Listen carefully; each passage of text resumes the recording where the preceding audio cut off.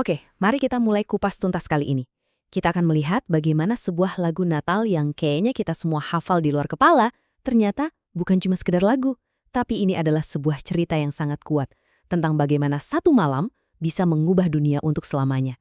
Pengharapannya menggetarkan, dunia yang letih bersukacita. Lirik yang indah dan dalam banget kan? Tapi ini lebih dari sekedar kalimat puitis loh. Coba deh kita pikirin, ini sebenarnya diagnosis sekaligus solusi dalam satu kalimat. Yuk kita bedah sama-sama.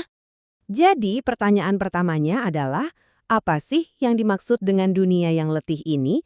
Apa sebetulnya bikin dunia ini capek? Menurut kerangka berpikir yang kita dalami, jawabannya ternyata sangat spesifik dan mendalam. Oke, kita mulai dari diagnosisnya dulu ya. Kondisi yang digambarkan sebagai dunia yang letih. Nah, kelelahan di sini tuh bukan soal capek fisik abis kerja atau kurang tidur. Gagasannya jauh lebih dalam, yaitu tentang kelelahan rohani. Ini sebuah kondisi di mana jiwa kita itu rasanya lelah banget karena hidup di bawah beban dosa. Terus, dasar dari pemikiran ini dari mana? Nah, landasan teologisnya sangat jelas, diambil dari kitab Roma pasal 3 ayat 23. Semua orang telah berbuat dosa. Menurut argumen ini, inilah akar masalah dari kelelahan universal yang dirasakan oleh umat manusia.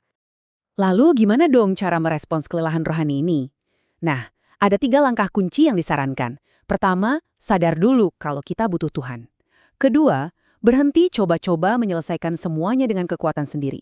Dan yang terakhir, datang kepada Kristus sebagai jawaban dari semua itu. Oke, sekarang mari kita geser. Setelah kita tahu masalahnya, dunia yang letih, sekarang kita sampai di titik baliknya.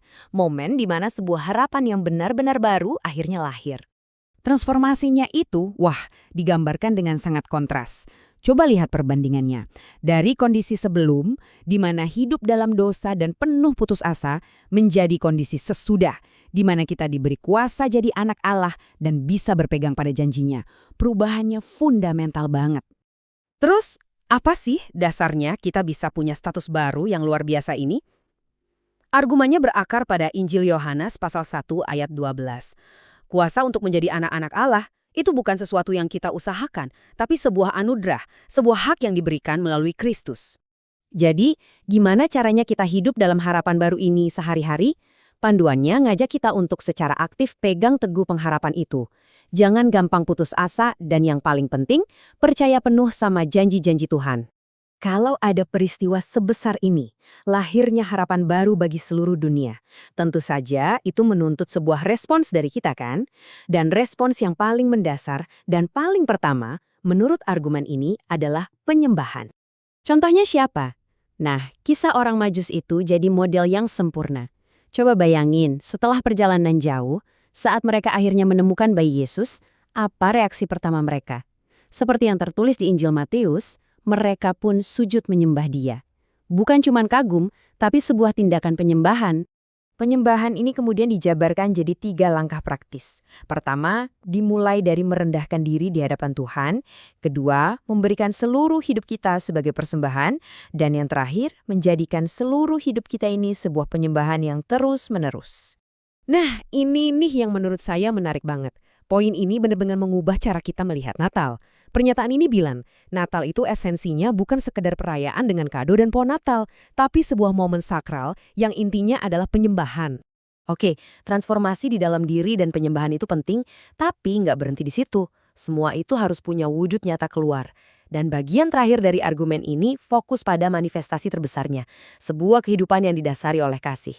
Kedatangan Kristus di sini diartikan sebagai sebuah misi pembebasan, dasarnya dari Injil Lukas pasal 4. Misinya adalah untuk membebaskan mereka yang tertindas dan membawa sebuah standar baru tentang apa itu kasih dan keadilan sejati.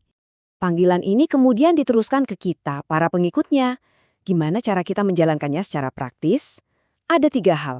Hidup dalam kasih, secara aktif peduli sama orang lain di sekitar kita, dan pada akhirnya menjadi alat di tangan Tuhan untuk menyebarkan kasih dan keadilan itu.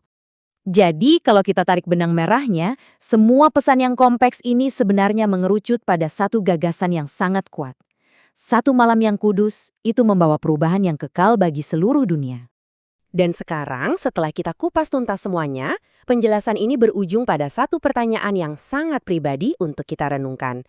Ini bukan lagi soal teologi atau sejarah, tapi tentang pengalaman kita masing-masing. Jadi, bagaimana malam kudus itu telah atau mungkin bisa mengubah hidup Anda?